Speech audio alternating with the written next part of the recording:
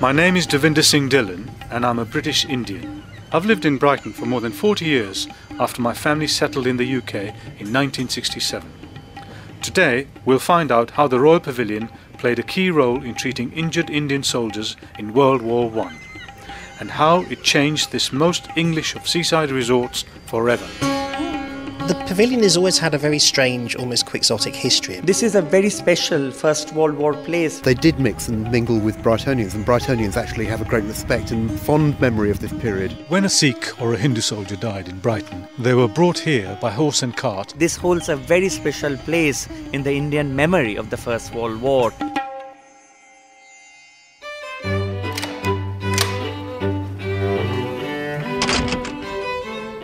As you walk into this old building, you're struck by the opulence of the place. Chandeliers, candles. On my left here, there's a grand piano with a gold stool and a massive mirror that just exaggerates the whole room. Absolutely wonderful entrance to this Royal Pavilion. Kevin Bacon from Brighton Museum is here to meet me. The pavilion was built as the seaside palace for the Prince Regent when he was Prince of Wales and before he became later George IV. And it was really built as a place of pleasure for him, as a man who was very frustrated by the rigidity of court life and liked the idea of escaping to the seaside. It was sold by Queen Victoria to the town of Brighton in 1850 and then became a civic building. Now, in 1914, when the Commissioner for Indian Hospitals, Sir Walter Lawrence, was looking for a base in which to set up hospitals for those Indian troops wounded on the Western Front, he came to Brighton originally looking for hotels, but the civic authorities suggested that he could use this building. And the main reason for that was that it was actually cheap, because unlike hotels, where the proprietors had to be recompensed for their time, the pavilion was a civic building without any clear purpose. It was used for anything from civic balls, the mayor had his office here, the Freemasons had a suite of rooms on the upper floor, but it did not have any clear necessary purpose, so it was actually relatively easy for the town authorities to give it over for that purpose. So, a royal decree meant that the pavilion's tapestries were covered, carpets were taken up, and sumptuous curtains and pelmets taken down. Acres of lino were laid over ballroom and stone-flagged kitchen floors. The paintings and ornaments were removed, and beds and bedpans and scalpels and thermometers were brought in their place. As an excited Sussex Daily News put it, "Valiant soldiers of our great Indian dependency, after fighting so nobly for their King Emperor, are now to be cared for in a royal palace in the greatest of British watering places. It's like a chapter out of a wonderful romance. It'll appeal to the world as a thing almost incredible. It'll give the Brighton Pavilion a name it's never had before. Generations of Brightonians yet unborn will marvel in reading of these days."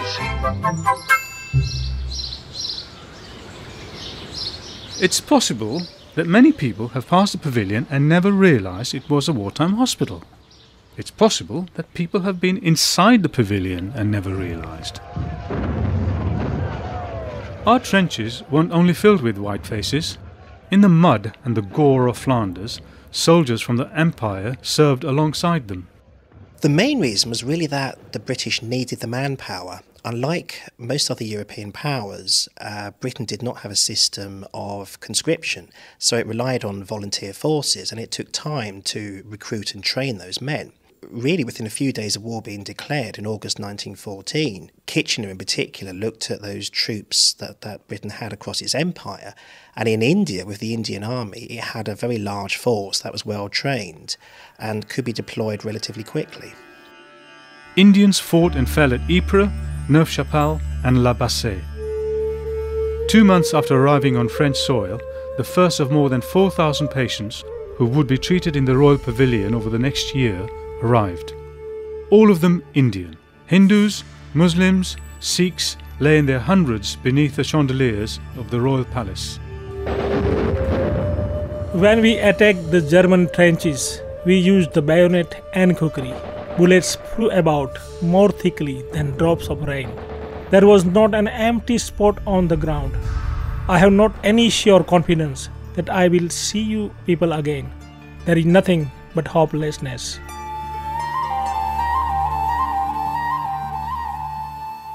What sort of injuries were particularly common, do you know? It's quite apt that you asked that question here, because we're standing in the Great Kitchen of the Royal Pavilion, which was one of the 2 operating theatres used during the building's time as an Indian hospital. The injuries that came in were quite varied. Some of them were the bullet wounds and shrapnel injuries that you would expect from trench warfare.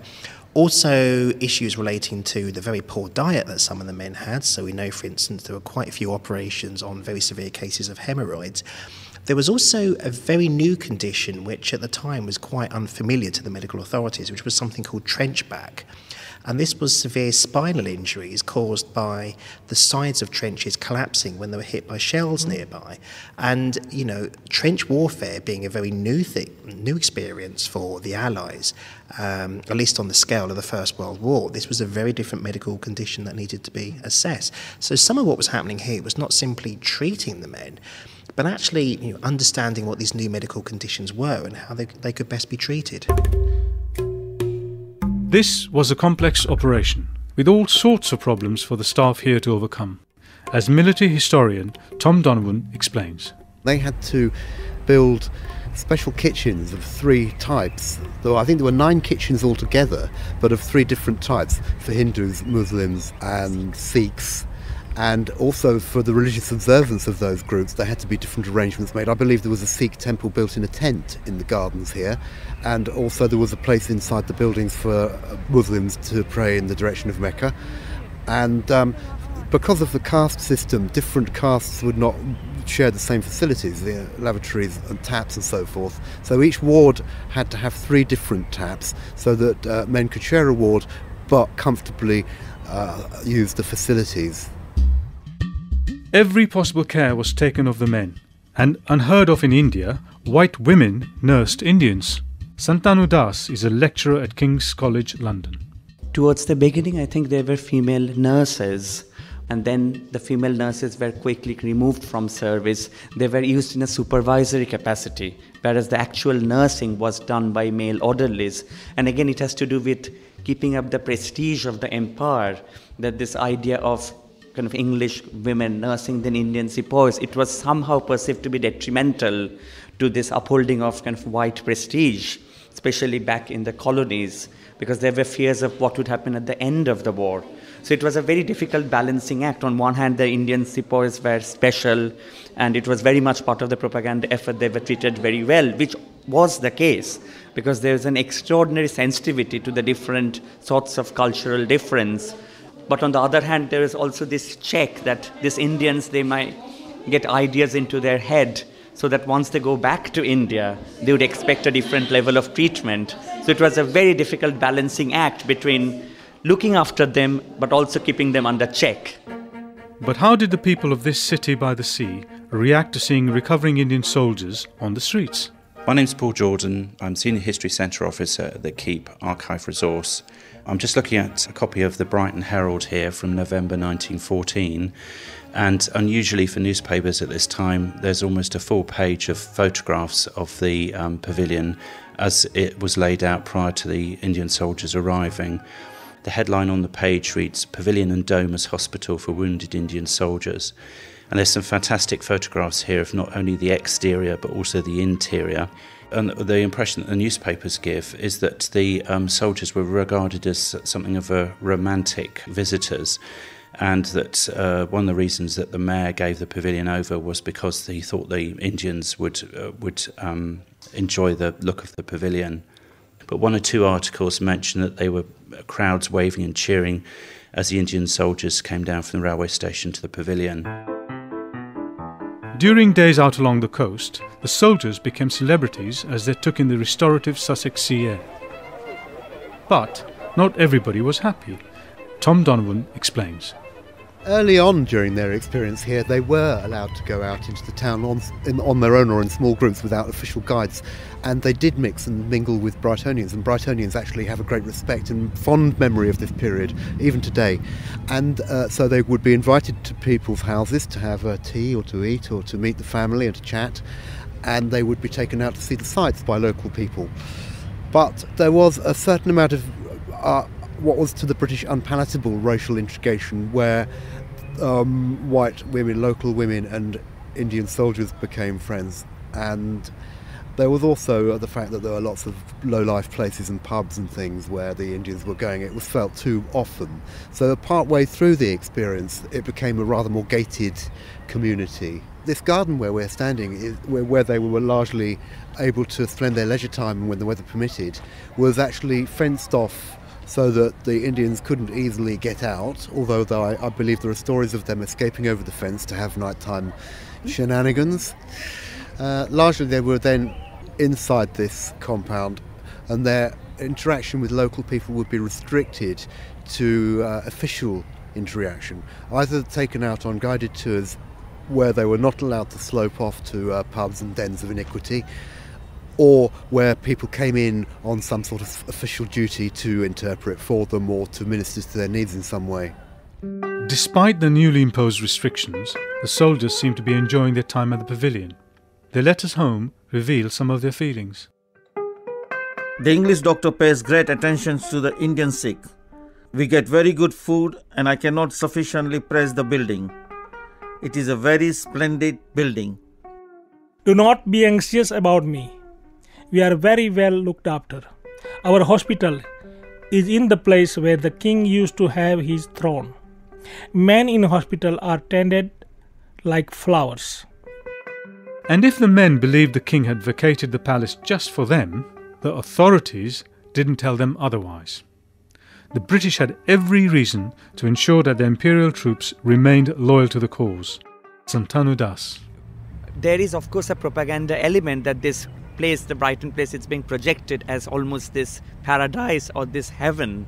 But at the same time, as a result, they're also getting quite a high degree of medical attention and care, and we can't discount that. So maybe the end is propaganda, but in the process, they're also getting a lot of very good care, and with an extraordinary degree of sensitivity to the cultural differences among the different communities of soldiers staying here. They loved Brighton. In letter after letter, they can't almost stop talking about how friendly the people are, the kind of enthusiastic response they are getting from the people. So this holds a very special place in the Indian memory of the First World War, particularly after the trauma of the battle in the Western Front. Everything is such as one would not even see in a dream. One should regard it as a fairyland. A motor car comes to take us out. It cannot be described. I have never been so happy in my life as I am here. Would you like to follow me? We're going to head down the servants' corridor. This is the route servants took through the pavilion, and it enabled them to... The pavilion's most celebrated patient of the war was Mir Dast, who was wounded during a gas attack at the Second Battle of Ypres. Dast got the Victoria Cross, and he was gassed very badly. He was also injured in the hand, and it is from here that we have some of his most poignant letters. And it was here, in this space, that he was decorated by King George V, which was like almost a crowning glory in not just his memory, but almost in the communal memory of the Indian soldiers of the First World War. So perhaps he was the most prominent member among the soldiers staying here. But he also was in a lot of physical pain here, which he writes about. He says that the Victoria Cross is a very fine thing, and he says he is very, very, very, very grateful for it, using the word very 5 times. But then he also says, this gas has done me in. I'm in a lot of pain. He would have been the typical, almost like an Indian prince, though he wasn't one, in shining armor, tall, elegant, regal, kind of broad-chested, because he belonged to the Afridi tribe, which were one of the martial races. So he would have been a very impressive spectacle, the quintessential imperial spectacle out here in Brighton. But of course, not every Indian soldier recovered from his wounds. 53 Hindus and Sikhs were cremated on this spot and their ashes scattered in the sea. This is the Chattri Memorial on the South Downs above the city of Brighton. And I salute you, and I salute your commitment to this ceremony. When a Sikh or a Hindu soldier died in Brighton, they were brought here by horse and cart along that path at the bottom. They brought up this hill, and they obviously made a site here for the funeral pyre, and they brought the logs and the paraffin with them. They brought a man who could say the Indian prayers, all the flowers, the petals and incense and so on, so they could have a proper cremation according to Indian traditions. This Chattri symbolises so much for all of us. This monument shows how the Indian visitors of 1914 left their mark on Brighton, and their influence is felt in other ways too. Santanu Das. I think the local people absolutely loved them. In some of the Indian letters, the sepoys mentioned that anything Indian has become extremely popular, like their tunic buttons. And as they go down the road, they tear off their tunic buttons and give them to the civilians who keep them as souvenir or keepsake.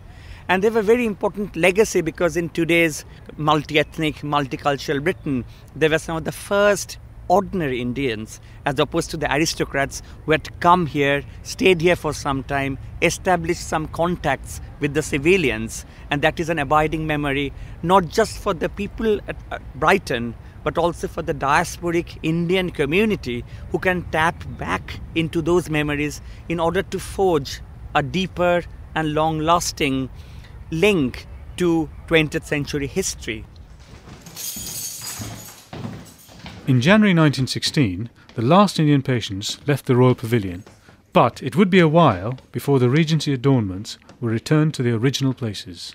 The Pavilion Hospital was the last of the 3 Brighton Indian hospitals to close, and initially there was a lot of indecision about what would actually happen to the building, and it wasn't until the summer of 1916 that it reopened as another military hospital, but this time for limbless British men. What is interesting, though, about that gap between the hospital closing and the decision to turn it into a hospital for limbless men is that the local authorities decided to show it off to local people. And for a few days in April 1916, people were allowed to pay admission fee and actually come into the building to see what it had looked like as a hospital. We do know there were queues of people just to come in and see this empty building laid out as a military hospital, which again is very good evidence of the intense local curiosity and pride, I think, in what had happened here. The city of Brighton now has a British Indian population of around 5,000. Today, visitors to the pavilion are treated to a tale of the building's twin roles. Welcome to the Royal Pavilion, the opulent, fantastic seaside palace of George IV, William IV. The years when Indian soldiers were cared for here are now part of the pavilion's history, just as much as George IV's Regency dream.